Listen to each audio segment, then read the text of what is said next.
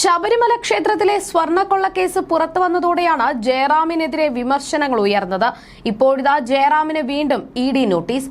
ശബരിമല സ്വർണ്ണക്കൊള്ളയുമായി ബന്ധപ്പെട്ട കള്ളപ്പണം വെളുപ്പിക്കൽ കേസിലാണ് ജയറാമിന് എൻഫോഴ്സ്മെന്റ് ഡയറക്ടറേറ്റിന്റെ നോട്ടീസ്.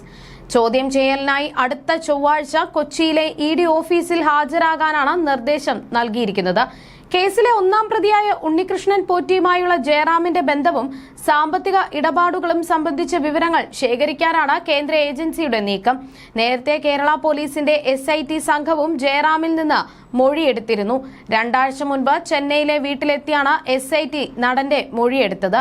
ശബരിമലയിലെ ശ്രീകോവിൽ വാതിലുകളിലും ദ്വാരപാലക വിഗ്രഹങ്ങളിലും സ്വർണം പൊതിയുന്ന ജോലികൾക്കായി കൊണ്ടുപോയ സ്വർണത്തിൽ വ്യാപകമായ തിരിമറി നടന്നുവെന്ന കണ്ടെത്തലിനെ തുടർന്നാണ് അന്വേഷണം ആരംഭിച്ചത്. സ്വർണ്ണപ്പാളികൾക്ക് പകരം ചെമ്പ് പാളികൾ ഉപയോഗിച്ചും സ്വർണം കടത്തിയും കോടിക്കണക്കിന് രൂപയുടെ തട്ടിപ്പ് നടന്നതായാണ് ഇഡി കരുതുന്നത്.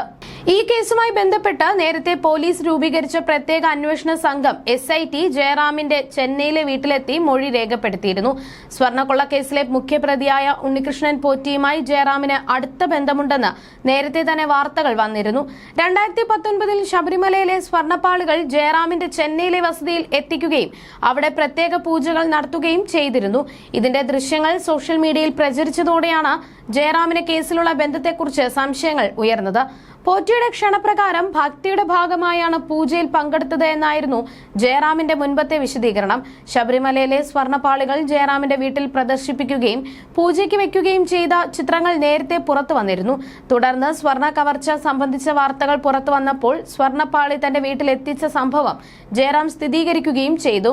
ഉണ്ണികൃഷ്ണൻ പോറ്റിയെ ശബരിമലയിൽ വെച്ചുള്ള പരിചയമാണെന്നും തന്റെ കയ്യിൽ നിന്ന് 1 രൂപ പോലും വാങ്ങിയിട്ടില്ല എന്നുമായിരുന്നു ജയറാം അന്ന് പ്രതികരിച്ചത്.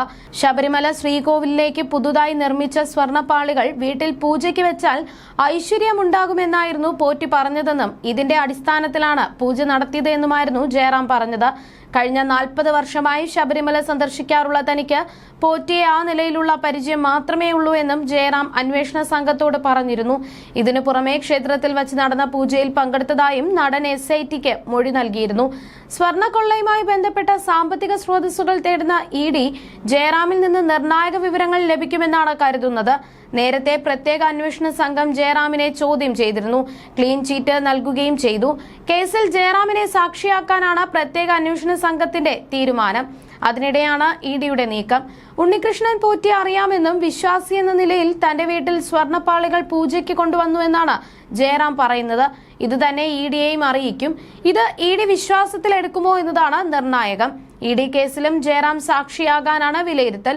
സ്വർണ്ണക്കൊള്ളയിൽ 3 ഉദ്യോഗസ്ഥർ കൂടി ഉടൻ പ്രതിപട്ടികയിൽ ഇടം പിടിക്കും.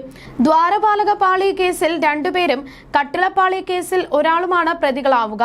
എന്നാൽ ഇഡി രജിസ്റ്റർ ചെയ്ത സാമ്പത്തിക കുറ്റകൃത്യങ്ങളിൽ കൂടുതൽ വ്യക്തത വരുത്തുന്നതിനായാണ് ഇപ്പോൾ വീണ്ടും സമൻസ് അയച്ചിരിക്കുന്നത്. ഉണ്ണികൃഷ്ണൻ പോറ്റിയുമായോ ഇയാളുടെ സ്ഥാപനങ്ങളുമായോ ജയറാമിന് എന്തെങ്കിലും തരത്തിലുള്ള സാമ്പത്തിക ഇടപാടുകൾ ഉണ്ടോ എന്ന് ഇഡി പരിശോധിക്കുന്നുണ്ട്. ചെന്നൈയിലെ സ്ഥാപനമായ സ്മാർട്ട് ക്രിയേഷൻസിൽ നടന്ന പൂജയും ജയറാമിന്റെ വീട്ടിലെ പൂജയും വ്യത്യസ്ത സമയങ്ങളിലാണെന്ന് SIT കണ്ടെത്തിയിരുന്നു. എന്നാൽ ഇവ ഒരേ ദിവസമാണ് നടന്നതെന്ന രീതിയിലുള്ള ജയറാമിന്റെ ആദ്യകാല മൊഴികളിലെ വൈരുദ്ധ്യം ഇഡി പരിശോധിച്ചേക്കും. നിലവിൽ ജയറാമിനെ പ്രതിപട്ടികയിൽ ഉൾപ്പെടുത്തിയിട്ടില്ല. ഈ കേസിലെ നിർണായക സാക്ഷിയായി അദ്ദേഹത്തെ മാറ്റാനാണ് അന്വേഷണ സംഘത്തിന്റെ ആലോചന. ശബരിമലയിലെ പവിത്രമായ വസ്തുക്കൾ സ്വകാര്യ വ്യക്തികളുടെ വീട്ടിലെത്തിച്ചതും പൂജ നടത്തിയതും നിയമവിരുദ്ധമാണെന്നിരിക്കെ ഈ സംഭവത്തിൽ ഉന്നത ഉദ്യോഗസ്ഥരുടെയോ രാഷ്ട്രീയക്കാരുടെയോ ഇടപെടൽ ഉണ്ടോ എന്നതിലേക്കും അന്വേഷണം വ്യാപിപ്പിക്കുകയാണ് ഇഡി. അതേസമയം ചെന്നൈയിലെ വീട്ടിൽ വെച്ച് നടന്ന ചോദ്യം ചെയ്യലിൽ ഉണ്ണികൃഷ്ണൻ പോറ്റി അടക്കമുള്ളവരുമായുള്ള ബന്ധത്തെക്കുറിച്ച് നടൻ വിശദീകരിച്ചിരുന്നു. ശബരിമലയിൽ വെച്ചാണ് പോറ്റിയുമായുള്ള ബന്ധം തുടങ്ങുന്നതെന്നും പോറ്റി നിരവധി തവണ പൂജകൾക്കായി തന്റെ വീട്ടിൽ എത്തിയിട്ടുണ്ട് എന്നുമായിരുന്നു ജയറാമിന്റെ മൊഴി. ഒരു മകരവിളക്ക് കാലത്താണ് പോറ്റിയെ സന്നിധാനത്ത് വെച്ച് പരിചയപ്പെടുന്നത്. പോറ്റി തന്നെ ഒരു ഭക്തൻ എന്ന നിലയിൽ ബെല്ലാരിയിലെ ജ്വല്ലറി ഉടമ ഗോവർദ്ധനെ പരിചയപ്പെടുത്തി. 2019 ജൂണിൽ കട്ടിളപ്പാളി സ്മാർട്ട് ക്രിയേഷൻസിൽ വെച്ച് പൂജിച്ചപ്പോഴും പോറ്റി വിളിച്ചപ്പോൾ പങ്കെടുത്തിരുന്നു. ഇവിടെ വെച്ചാണ് സ്മാർട്ട് ക്രിയേഷൻസ് CEO പങ്കജ് ഭട്ടാരിയെ പരിചയപ്പെടുന്നത്. പിന്നീട് 2019 സെപ്റ്റംബറിൽ ദ്വാരപാലക പാളികൾ പോറ്റിയുടെ ആവശ്യപ്രകാരം തന്റെ വീട്ടിൽ കൊണ്ടുവന്ന് പൂജ നടത്തി. തുടർന്ന് ഈ പാളികൾ കോട്ടയം ഇളമ്പള്ളി ക്ഷേത്രത്തിലെത്തിച്ച് ഘോഷയാത്ര നടത്തിയപ്പോഴും പങ്കെടുത്തു. പോറ്റിയെ വിശ്വാസമായിരുന്നു. സാമ്പത്തിക ഇടപാടുകളോ മറ്റ് ബന്ധങ്ങളോ പോറ്റിയുമായി ഇല്ല. പലതവണ തന്റെ വീട്ടിൽ പോറ്റി വന്നപ്പോഴും പൂജകളെക്കുറിച്ചും ക്ഷേത്രങ്ങളെക്കുറിച്ചും മാത്രമാണ് സംസാരിച്ചത് എന്നുമാണ് ചോദ്യം ചെയ്യലിൽ ജയറാം മൊഴി നൽകിയത്. ഈ മൊഴി പരിശോധിച്ച ശേഷമാണ് ക്ലീൻ ചീറ്റ് നൽകിയത്. You're watching me on metromatney.com. on metromatney.com. metromatney.com. Subscribe for more videos. Subscribe for more videos. Subscribe here for more videos. Subscribe now. Thank you.